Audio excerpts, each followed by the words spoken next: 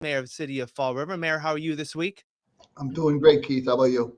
I am doing well as we are beginning May and spring has sprung and a lot of events coming up. When we hit in May and then we get into June locally and on many levels in the Commonwealth, a lot of focus shifts on city budget and state budget in Boston. I know you're putting the final touches on the FY 2024 city spending plan. I Right. guess what's the update with that, and when do you plan to send it to the city council? We worked on it yesterday a little bit. We had a meeting in the afternoon. I think that's just about done. There's a few numbers we're checking. Obviously, we don't have the final numbers from the state um, on what the unrestricted government aid is going to be. A couple of things we're looking at in education. So those numbers aren't final yet, but we're going to have a budget to the council. Um, we are supposed to have it, I think, by the middle of June, but we'll have it before then. We'll be sending it down shortly. It's just about 98% done. And again, with those variables, we can't factor everything in, but we have a balanced budget going down to the council and containing most of the stuff that we want to see getting done in the city. And of course, we still have ARPA money left, and we're building up our stabilization funds. So those are all positives, and I think most people are going to be pleased with it. Now, in terms of the ARPA funding, from what I understand, the money has to be allocated, I believe, by 2024, but spent by 2026. So, is a lot of that money going to be in this budget because it covers part of next year? There's going to be a little bit when, under the lost revenue provision. Again, that was the focus of the meeting yesterday. Well, how much of that we're going to use? That's the kind of money that's almost like a separate, rainy day fund or Right. stabilization fund. So we're going to use a little bit of it, and and the big expenses we have left to cover on the regular ARPA money, not the lost revenue proportion of it, is going to be mostly. We're going to be trying to do a lot of one-time expenses on infrastructure, whether it's streets, sidewalks, water, capital improvements, uh, trucks for the DCM, police cars, fire equipment, anything we can do to try to get stuff that we're going to have to buy down the road so that we'll diminish the strain on the taxpayers later. But those are the kind of things we're looking for right now, with bringing back some money from some of our ARPA programs that may have a little surplus, and we'll reallocate it, like I said, to help the whole community. Yeah.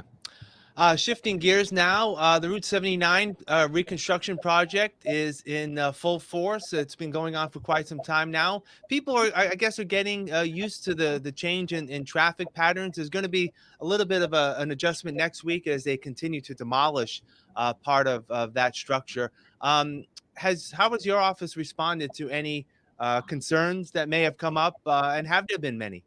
No, it's been relatively peaceful, Keith. Obviously, people are in awe of how fast that highway is coming down. And once we get it down to the level of what the boulevards were on both sides of it, then we can start doing our infrastructure work, whether it's, like I said, the electric, the water, the sewage, the CSO work. So we'll do all that before, obviously, anything goes into the ground related to going up from there.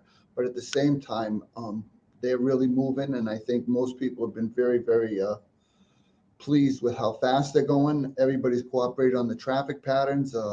We're getting through this right now with minimal amount of headaches. Obviously, along the waterfront this summer, we're going to lose some parking, but we're trying to make provisions for that, and we'll work our way through it. That's all we can do. In conjunction with that, I had the opportunity last week to speak with Gene Fox of South Coast Rail just to get an update on what's happening with the depot here in Fall River, which is fully constructed. They're just looking to finalize some signal work and some testing of the trains. The goal is still to have South Coast Rail here by the end of this year. But one of the topics that was brought up is because of the number of events that are going to be planned this summer down on the waterfront, parking, as you mentioned, is going to be an issue. And she mentioned that she's working with the city to see if that South Coast Rail parking lot, which will not be used for quite some time, can be used for parking for events downtown this summer. What's your view on how that's going along? Do you think that an agreement will be reached? Yeah, Danny Agia has been working with the MBTA and particularly Gene Fox. I think we're going to be fine on that. There's 150 or 200 spots over there. right behind, the plaza at the bottom of President Avenue that, you'll have to walk over, but it's not much farther than anything else. That can make up some of the loss. We're looking at a couple other things we may be able to do. But again, working with the MBTA, I think, like you said, they're just about ready to go. A couple of little pieces they have to finish. I thought it was the Weaver Street Bridge, but if you're saying it's signals, that's what it is. But we're almost ready to go. And if we all work together, as I just said on 79, we'll work our way along here and transition an entire stretch of the city to something better down the road, working together.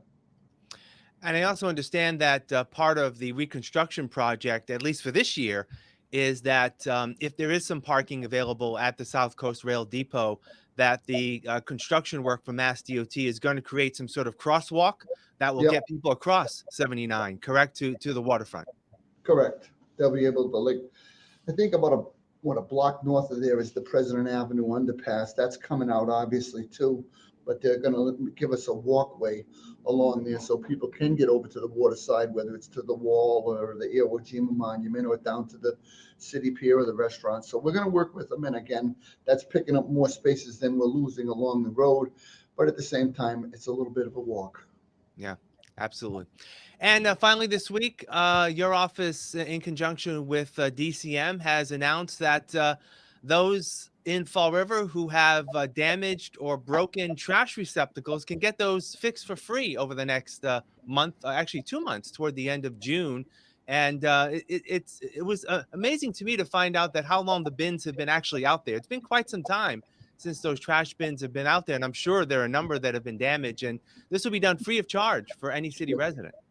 Yeah, the wheels, a cover. I mean, it's heavy duty plastic, so it's tough to demolish it completely. But at the same time, there are people that we get more calls on lids and wheels and things like that than we do on Route 79. I'll guarantee you that. So we're going to go street by street and start to fix these things up so that going forward, they can properly function and take some of the stress off our residents. Obviously, trash is still something we're working intensely on right now.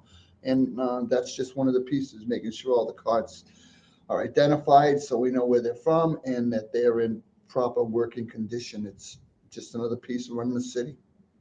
Now, this is important to know. This is separate from the trash pickup. The trash pickup is separate. This is actually DCM crew that's going to be going out Yep. during the day of pickup. So let's say your pickup day is Wednesday. DCM is asking that you keep your carts out for pretty much the whole day. Right. That if they happen to be in your part of that pickup area, they're going to be looking at the carts, identifying them to make sure that they're in the right spot, and also doing those fixes. So you're looking for some cooperation from the public as well here. Yeah. Fall River always cooperates pretty good on things like that. It's just a matter of once the barrels are empty, they're going to check them and make sure everything's in working order. It's obviously it's no charge to anybody, so we want to make sure they understand it long term. It'll make trash pickup better.